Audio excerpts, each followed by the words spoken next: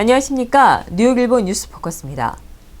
메디케어와 메디케이드를 복수 신청하는 것에 대해 알고 계십니까? 관련 전문가는 중산층은 장기 간호 대책의 일환으로 메디케어와 메디케이드를 복수 신청해야 한다고 지적하고 있습니다. 최태양 노후복지법 전문 변호사를 통해 중산층 장기 간호 대책에 대해 들어봤습니다. 뉴욕주 경우에는요, 재산이 얼마 있으시지만 많지 않으신 분들에 한해서 메디케이드 재산보호 신탁을 설립하는 것을 허용합니다. 이때 이것을 법을 준수하면서 설립을 하고 정부 행정기관에 모두 공개한다면 집과 재산을 면제받으면서 보호받으면서 합법적으로 메디케이드 혜택을 수혜하실 수 있게 됩니다. 메디케어는 급성질환과 단기 재활 관련 의료비만이 지불됩니다.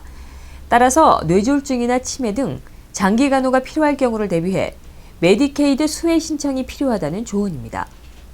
메디케어만 있으면 간병인 서비스나 요양시설을 요할 경우 이에 대한 의료비 지원을 못 받기 때문입니다. 메디케이드 복수 신청 이외에도 이 같은 메디케어 혜택 공백을 메우기 위해서는 메디케어 어드밴테이지 보험을 들거나 메디캡 보험에 추가로 가입하는 방법도 있습니다. 노후에 중산층 시니어분들께서 메디케어와 메디케이드를 동시에 복수 수혜하시는 것이 중요한 이유가 메디케어로는 장기간호 혜택이 베풀어지지 않습니다.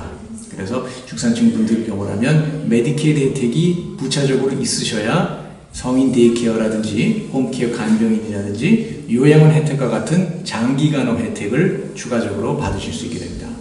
네, 메디케어는 일하신 기록을 토대로 베풀어지는 혜택이고요. 메디케이드 혜택 경우에는 재산 한도액과 또 수입 한도액을 초과하지 않으신다면 혜택을 수혜하실 수 있습니다. 집이나 재산이 있는 상황에서 신청을 하시게 되면 나중에 재산 환수 문제가 발생할 수 있기 때문에 미리 재산을 보호하고 면제받는 것이 중요합니다.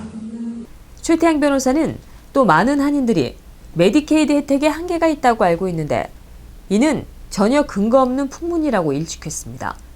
메디케이드를 많이 사용한다고 해서 나중에 수혜를 받지 못한다는 등의 메디케이드 혜택 중단은 없다는 것입니다. 한인분들께서 이 메디케이드 혜택과 관련해서 오해들을 가지고 계시고 있는데요. 그 중에 한 가지는 메디케이드 혜택을 너무 많이 받으면 그것에 어떤 한계가 있어서 중단될 것이다 라고 생각하십니다. 네, 이것은 풍문입니다.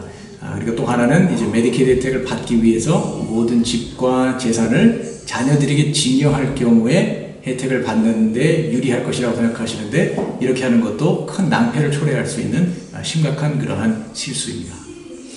이것이 큰 문제가 되는 이유가 부모님과 자녀분들에게 모두 문제가 발생하게 됩니다.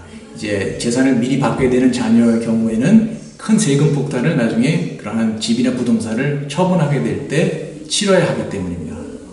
미리 준비를 하셨다면 그런 세금들을 미연에 방지할 수 있고 또 메디케이드 수혜와 관련돼서 페널티 문제도 더 잘 대처해 나갈 수 있습니다. 이 밖에도 집도 있고 얼마간의 자산이 있는 중산층 한인 노인의 경우 메디케이드 신청을 위해 자신의 재산을 자식에게 양도하는 경우가 많지만 이는 추후 세금 문제 등을 야기할 수 있는 만큼 주의해야 한다고 말했습니다. 전문가는 이 같은 경우 뉴욕주 정부에 재산 내역을 공개하고 합법적으로 메디케이드 수혜자가 되는 방법을 조언했습니다. 뉴욕주는 이럴 경우 메디케이드 재산 신탁 제도라는 것이 있어 재산도 면제받을 수 있고 경우에 따라서는 수입도 면제받으면서 메디케이드 수혜를 받을 수 있기 때문입니다. 신탁이라는 것은요, 간단히 설명하자면 가지고 있는 중요한 재산을 믿을 수 있는 어떤 제3자에게 맡기는 것을 뜻합니다. 그런데 이제 중산층을 위한 메디케이드 재산보호용 신탁은 보통 부모님께서 자녀를 신탁 관리인으로 임명하시고 법적인 그러한 관리권만 자녀에게 맡김으로 인해서 설립되는 것이 메디케이드 재산보호용 신탁입니다. 뉴욕주에서는 이러한 신탁을 설립하기 위해서는 변호사의 조언이 반드시 있어야 됩니다. 오늘 뉴스포커스 여기까지입니다. 시청해주신 여러분 고맙습니다.